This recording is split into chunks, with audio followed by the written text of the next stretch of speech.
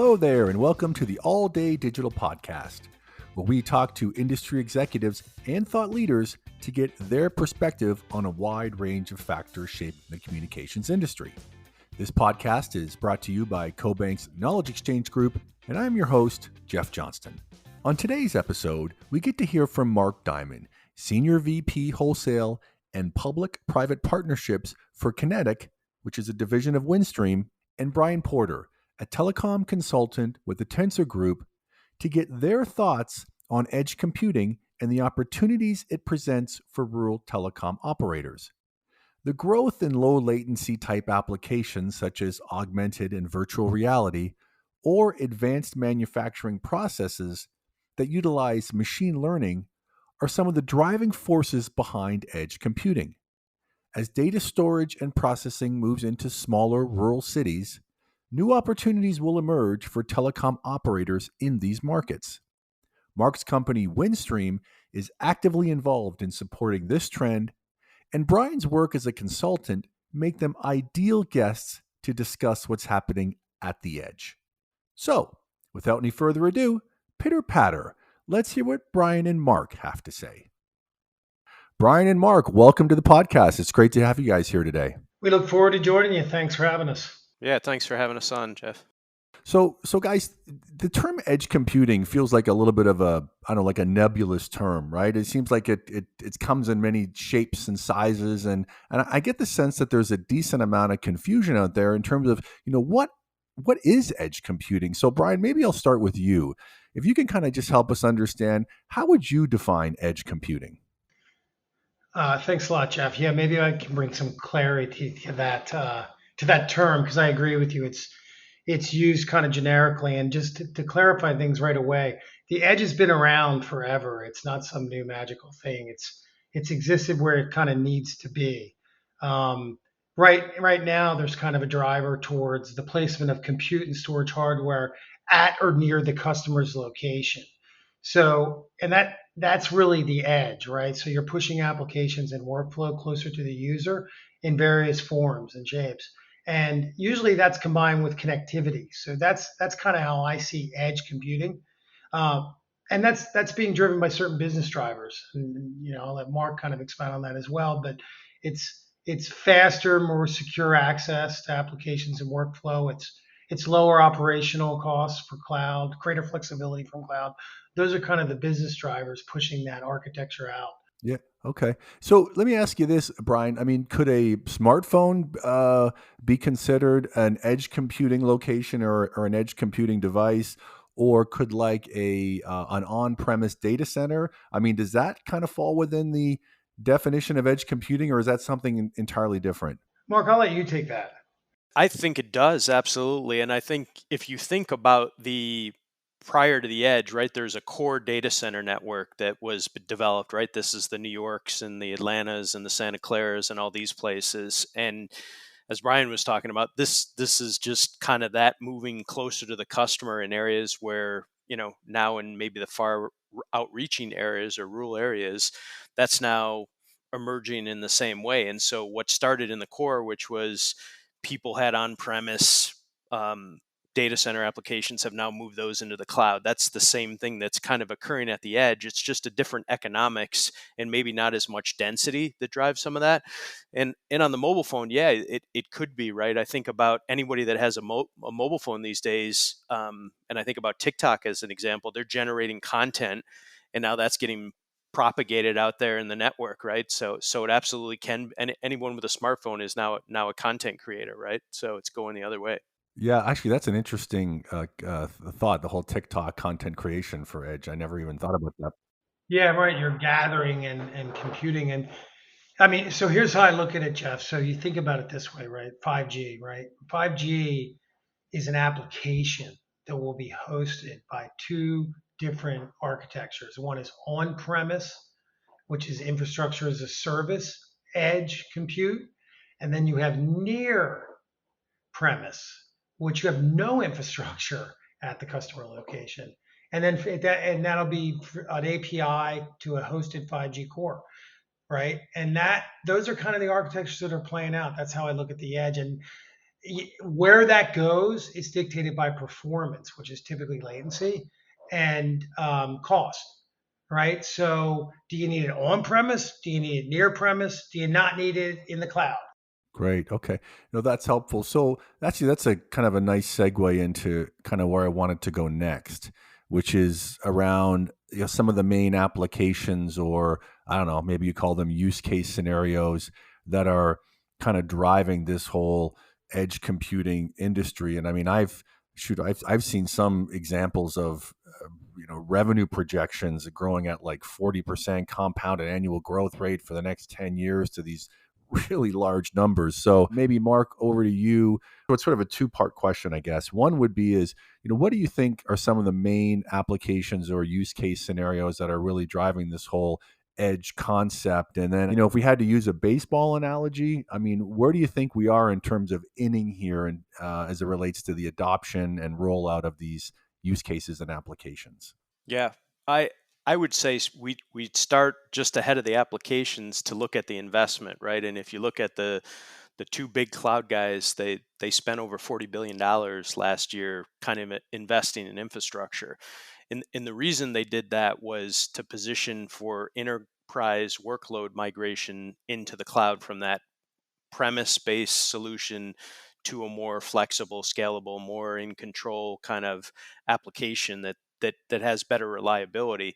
And by the end of last year, there was only 20 to 30% of those workloads actually have been migrated to the cloud. So I mean, it's really to your question. I think it's early innings. And I would look at the applications, at least for my business, in two different areas. One, there's the enterprise application, which are those workflows, the typical ones that we all kind of work in as we work through business processes, databases, you name it. Those are all need to move into the cloud. And then I think the second one is IoT is a big thing, right? You think about all those devices that are just in your house. If you ever just looked at your wireless network and you go, oh my God, I have 60 devices in my house. Well, imagine that in a commercial enterprise application. And I think about, mining, I think about oil and gas, I think about manufacturing and all those devices and sensors and collection of information that needs to get processed. I think those are big drivers of the applications on the enterprise side. And then on the consumer side, I think two big ones. One is, and it's a basic one. It's the video content, right? And when you're out in the tier A cities that I mentioned before earlier in the podcast, it's easy because everything's cached and it's local there, and you can get access to it. Now you push out in the far-reaching areas, and it's like, hey, I want to stream something, but that server is now in the middle and somewhere else far away from me. And so, we sometimes laugh here. We say, well, we just gave you a gig connection to your house. And they go, well, that's terrible. Well, no, the gig connection is great, but the content and processing that's occurring is so far away that now that latency and everything makes it a terrible experience.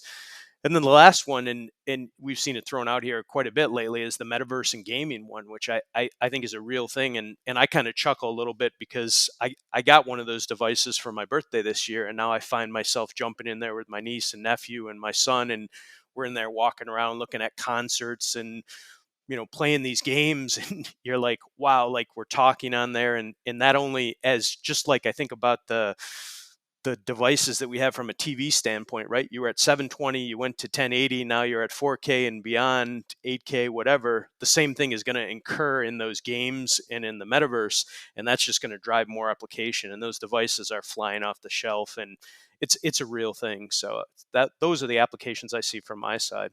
Yeah, I mean, that certainly gets a lot of press right now, right? The whole augmented reality, virtual reality. Facebook, now Meta, is spending $10 billion a year every year with, I don't know, something like 10,000 employees just working on building the metaverse. I mean, it's fascinating how much capital is being thrown at this thing. But I mean, so that's sort of the sexy kind of stuff, or the fun stuff to talk about. But I mean, are there any other, and more enterprise applications like, virtualizing network operations, whether it be in wireless or CRAN, that you think is also playing a role here? There are. Let me take that, Mark. AI can actually tell if someone's actually inebriated. It gets very intelligent. So it's a weird application, just videoing everything, basically, and then analyzing it. It can tell you not to turn a machine on because there's a piece of dust in a saw blade, stuff like that. And that's proving to be extremely useful in cost savings. Great. Okay. No, that's helpful. So, there's an unprecedented amount of government money flowing into the communications industry right now. We've got the Infrastructure Act that included $65 billion for communication, grants and subsidies. And then you've got another, at one time it was a total of $20 billion in the Rural Digital Opportunity Funds. I'm just trying to figure out kind of that and how that might sort of relate to, maybe it's not so much an urban issue, but as we get into tier 2 and 3 cities, I mean, what's missing? Like, what kind of infrastructure do you think we need in order to, to bring this whole edge computing architecture to life? I'll jump in first. I think the first thing, and you hit it. It's like there's never been a time, probably since the dot bomb days, where there's been this much capital inflow into the market for infrastructure specifically, and we've taken advantage of that by going after it from a public and private partnership standpoint. But I think back to your question, um, it's all of those things, right? So these are served or underserved areas that the business case didn't work before, right? It couldn't pass the public, or I'm sorry, the private go to market on that, where we could make a business case to get a return. And now with those funds and that subsidy, you can combine the two and be able to make that work. And that's both for just the physical fiber infrastructure, the broadband, the PON, all those things that we've been developing here, as well as the data center that's required to host those kind of enterprise applications that maybe they need dedicated space, they need racks, they need cage space because they want to control it, or to introduce the cloud guys to come into that environment that's stable, right? And that's probably the biggest missing piece on the edge, right? After you get the fiber in place, it's like, where's the aggregation point like you have in those tier A cities, right? There isn't any, right? It's in somebody's closet, and they probably got some fans on it, and hopefully it's not, that isn't going to burn up. You need better environmentals and a conditioned space that has connectivity that brings you back to the core. And so I think that funding would enable some of that to occur here a lot quicker than just kind of trying to find that anchor or success based opportunity. No, that's helpful. Brian, anything to add to that? I do. And actually, Mark and I have been talking about this recently, where you have this need, and the need is growing because you have the demographics shifting. So not only do you have subsidies for this, you have demographic moving into these rural areas, and they require bandwidth like oxygen. So it's actually a great investment for rural companies right now to get ahead of this and put infrastructure in place, because it's going to replicate, um, as it replicated in the dense urban areas. And I actually lived through this because I had to go out and get rural co-location space about a year ago, and I couldn't get the bandwidth I needed. It wasn't the space I couldn't get. I couldn't get a 10 gig interface. It would have been I would have paid for the build. So there wasn't infrastructure available at that time for me to do what I wanted to do. And if I had done that, it would have made that data center more attractive, and that thing would have gotten gravity like they get. It's so I think now's the time for people like Mark, who is actually doing this, to create these aggregation points that are high quality, which is what Mark was saying. Is it like a build it and they will come sort of thing here in more, edge or far edge locations? I'm just trying to get some perspective on what advice would you give some of these companies. Like, do you build it ahead of time, or is it, or would you say, no, listen, you need to really focus on more of a partnership approach, on a case by case basis? Just looking for what kind of advice would you give somebody in rural America, or a similar type of market to that lacks this type of infrastructure.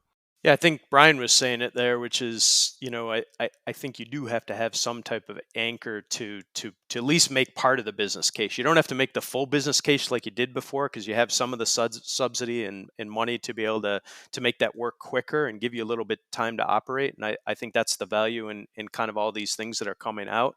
Um, But then I think you have to look to, everybody's kind of looking in a silo right now. When I look at the cloud guys are going, hey, we've got a premise thing, and here we're going to ship you this device, and throw it in your closet, right? And then the enterprise goes, hey, like, that's not my core competency. I need some management services to deploy that. I don't, what's I don't have a data center here to put that in, and all those type of things come to light. And I think that's just you have to have the partnerships, I guess, to be able to drive this forward. And I think the other advice I would give these guys is maybe you look at a partnership with a similar entity. And I think about the mobile, and I think the hyperscale business. There's larger entities that have relationships, and some operators have infrastructure in niche areas. And I think sometimes it's hard to get the mind share of those cloud or those mobile guys to be able to spend time to be able to get a contract done and realize the benefits of a return on investment, maybe by partnering with a larger entity and coming at it together and going, hey, we're solving a bigger problem together, and we're representing a much bigger ROI.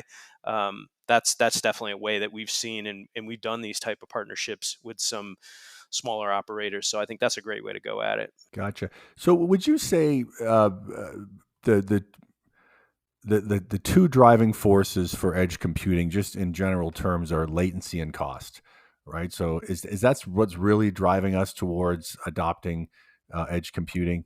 And, cost in the sense that whether it's virtualizing network operations or on-prem or close to on-prem, so you're not having a lot of transport fees, that kind of stuff. If you've got applications like AR, VR that require sub 10 milliseconds, so you don't get vertigo, you need better latency. I mean, is that really kind of what we're talking about here? You think that's true?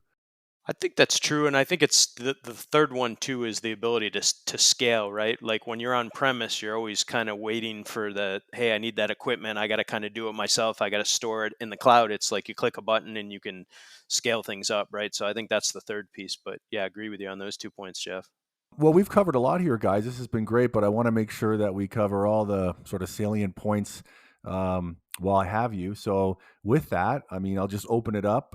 Any closing thoughts, comments, anything that you wanted to share or cover that we haven't already done so?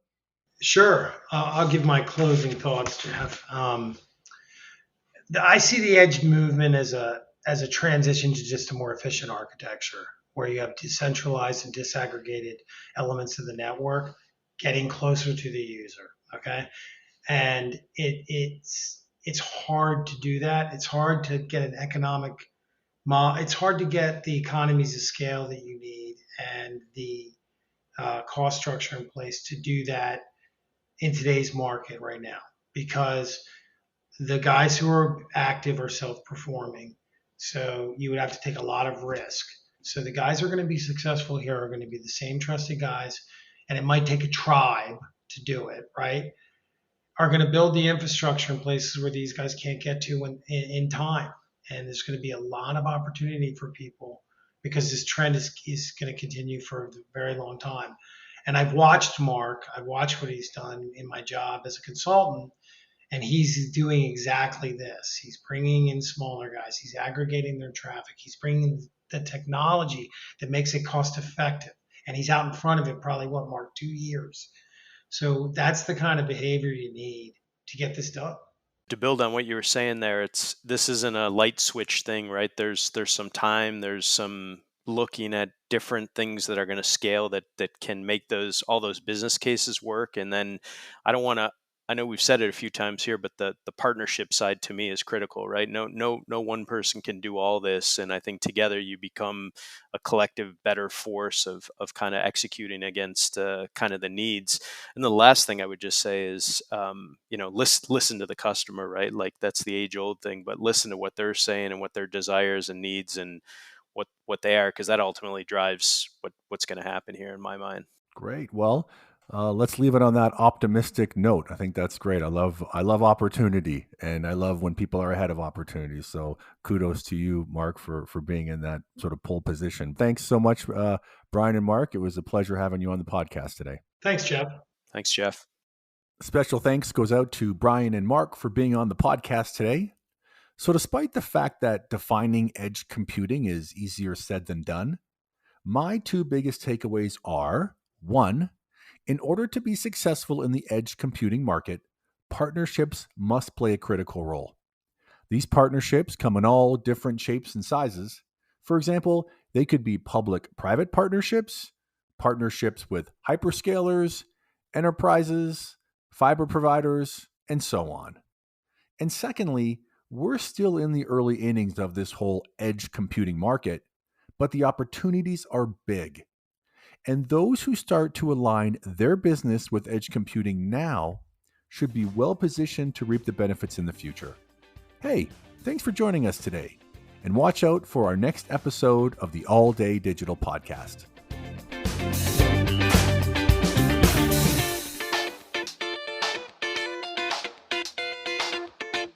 The information provided in this podcast is not intended to be investment, tax, or legal advice and should not be relied upon by listeners for such purposes. The information contained in this podcast has been compiled from what CoBank regards as reliable sources. However, CoBank does not make any representation or warranty regarding the content and disclaims any responsibility for the information, materials, third-party opinions, and data included in this podcast. In no event will CoBank be liable for any decision made or actions taken by any person or persons relying on the information contained in this podcast.